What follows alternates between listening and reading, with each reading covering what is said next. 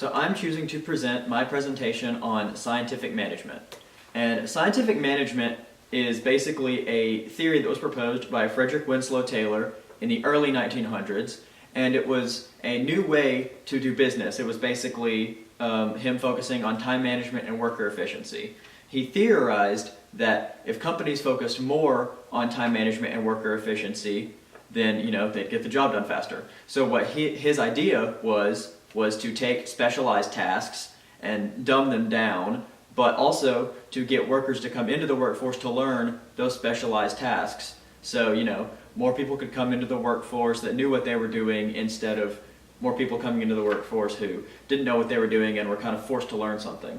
Scientific management was also later described as Taylorism because, Taylor made it.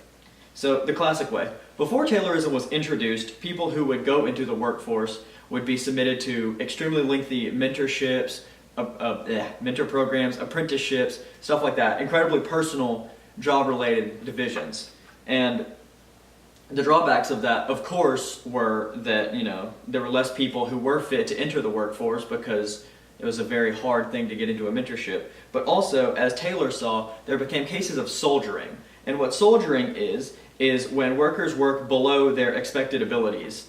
And Taylor, who worked at Bethlehem Steel Mill, saw extreme cases of soldiering and decided to focus more on time management of the workers to find a more efficient way to get all of the work done. Now, Schmidt was a man that Taylor was focusing on personally, and he described Schmidt as a superhuman who was able to load pig iron faster than any worker in Bethlehem Steel Mill, and was pretty much his ticket to explaining how Taylorism was the godsend of the business world. But Schmidt, of course, was a real guy, but his name wasn't Schmidt. His name was Henry Knoll, and while Taylor may have been seen as this incredible pioneer in the business world and the labor world, he was not that great of a guy, not just because of Schmidt, but because of workers at Bethlehem who would say things about him, and all around Philadelphia, which is where he was located, there would just be people who would just say a bunch of stuff about this and that, Taylor this, Taylor that, and he kind of got a name for himself as Speedy Taylor because of,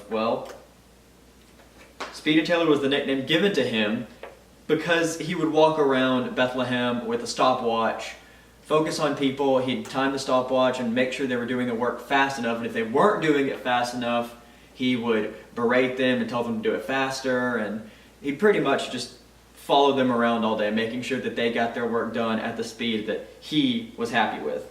One worker at Bethlehem actually recounted him as the silk-shirted, bespectacled side rule and stopwatch expert, which, doesn't sound too great. It makes it sound like he's the manager when he wasn't the manager. He was simply just a worker.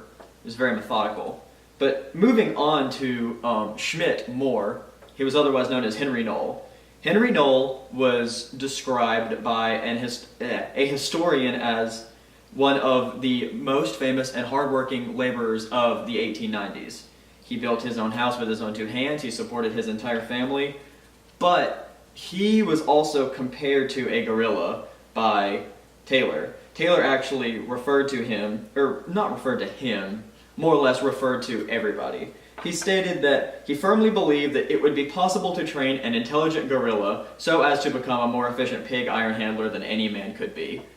And, ever since he said that, workers at Bethlehem were kind of like, okay, yeah, we're starting to see who this guy really is. And even though he's got this great system that is making our work faster and our profits slightly higher, other than Bethlehem, tons of industries across Philadelphia started to slowly reject Taylorism.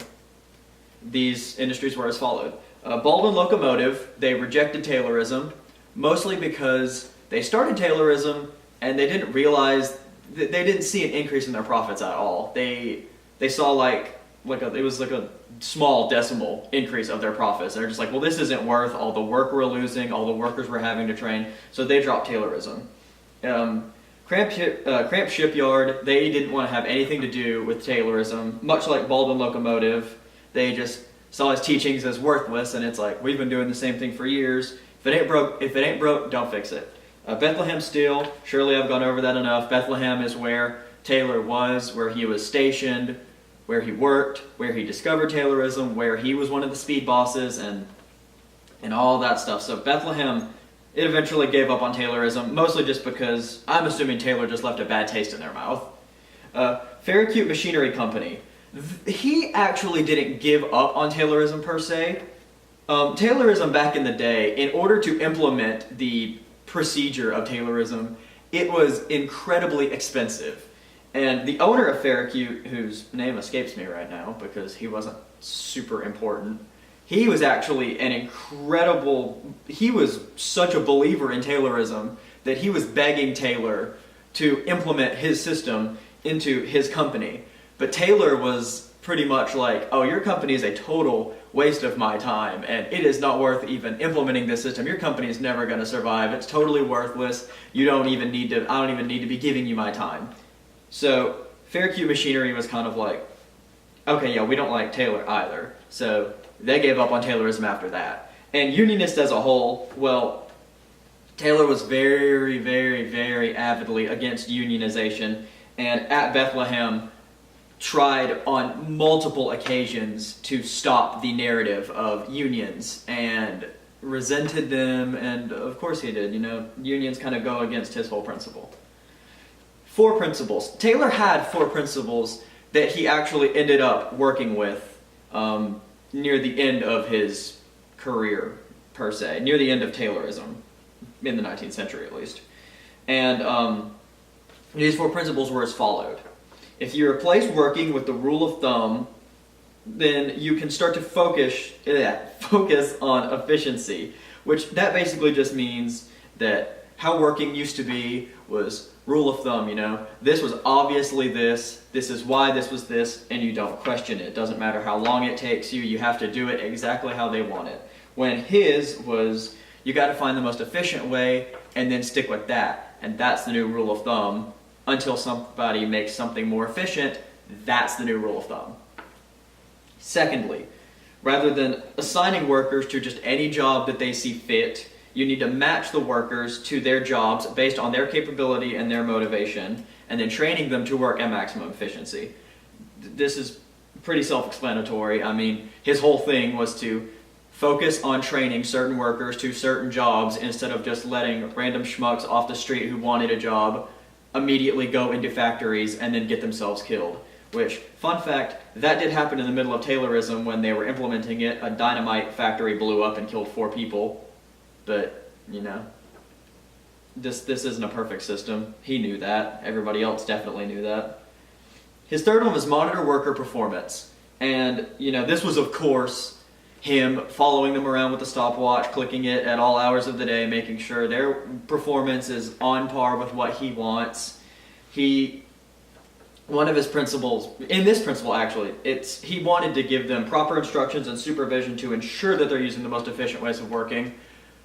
But he probably changed that because way back in Bethlehem, there's a lot of records of people saying how he would yell at them and be just crass, and Taylor probably had to make this sound better.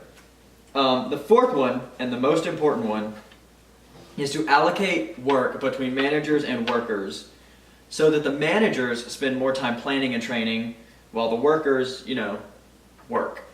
And this was obvious, this shouldn't even be in Taylorism, it should just be common knowledge, Make sure managers are spending their time training workers instead of picking up all the slack that other workers can't do.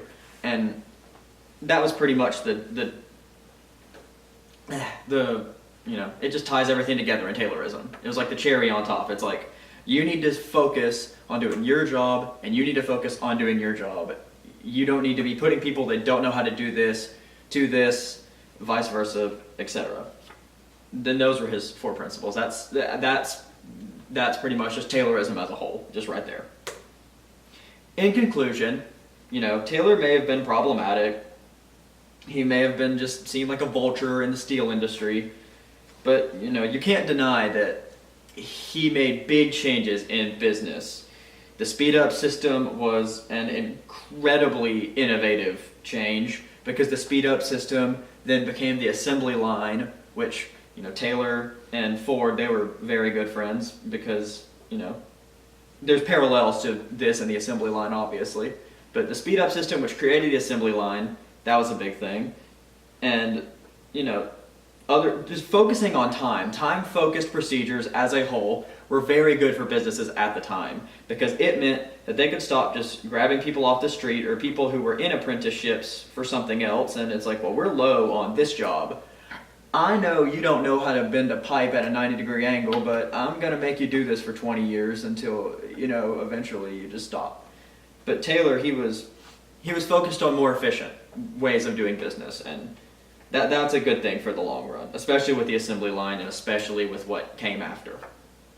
He was resented by unionists and a lot of Philadelphia, but it was no small feat to change the world like he did. He did something incredible that is still being taught, like in business classes at Wallace. I had to learn about scientific management a year ago, so they still teach Taylorism. A lot of businesses still choose to follow it, but over the years they've picked out certain biases that Taylor had that they didn't need, and that's been obvious through how many businesses have been implemented since 1911. But in the grand scheme of things, it was true, he was a positive influence in the industry. These are some pictures of Taylor. That's him on the left. That's a drawing of him on the right with a shovel, because he coined his method of business as shoveling. So everyone's like, okay, draw him with a shovel, why not? And then in the second one, those are speed bosses. None of those are actually Taylor, I don't think. They didn't tell me it was. But that's pretty much what he would do. He would follow the people at pressings, and he'd stopwatch them, he'd time them, make sure they were doing their job efficiently, make sure they were doing their job fast enough. And that's pretty much the long and short of it. There's the works cited. But yeah, so that's scientific management, and that's Frederick Winslow Taylor. That's just his thing. Yeah, that's it.